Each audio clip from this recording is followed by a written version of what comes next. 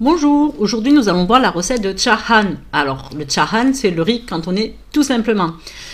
Pour cette recette, nous avons utilisé du riz classique, donc on a vraiment fait la recette cantonaise, mais sachez que vous pouvez utiliser du riz à sushi. Et là on se rapporte à la recette de la semaine dernière. Alors on commence déjà par préparer le riz. C'est 11 minutes de cuisson, puis vous le laissez bien égoutter et bien refroidir.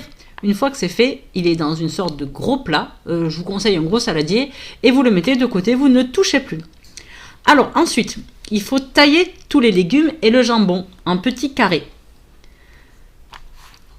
Une fois que tout ça est taillé, vous commencez à faire roussir les oignons avec les carottes car la cuisson des carottes est vraiment très longue. Une fois que c'est fait, vous rajoutez les petits pois, du gingembre et vous pouvez aussi rajouter un peu d'ail si vous voulez. Quand tout c'est cuit, vous rajoutez le jambon et l'omelette que vous avez préparé au préalable. Vous attendez environ 5-6 minutes. À la fin, quand tout a mijoté, tout a cuit ensemble, vous rajoutez en moyenne 2 cuillères à soupe de sauce soja. Donc là, c'est suivant les goûts. Vous pouvez mettre un peu moins ou un peu plus. Il n'y a pas de souci. Une fois que cette préparation a fini de cuire et de mijoter tout ensemble, vous versez tout dans le riz et vous mélangez. Le chahan est prêt.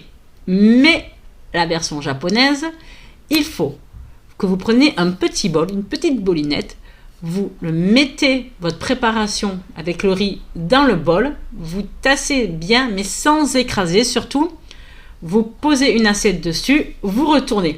Ça fait une demi-boule et c'est ainsi qu'est présenté le riz cantonais, donc du coup le chahan, dans les restaurants japonais. Et voilà, bon appétit à tous.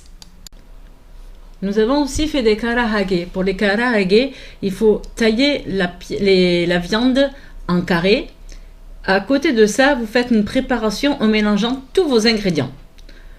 Ensuite, vous mettez votre poulet et votre préparation tout ensemble, vous laissez reposer et il n'y a plus qu'à frire, c'est fini.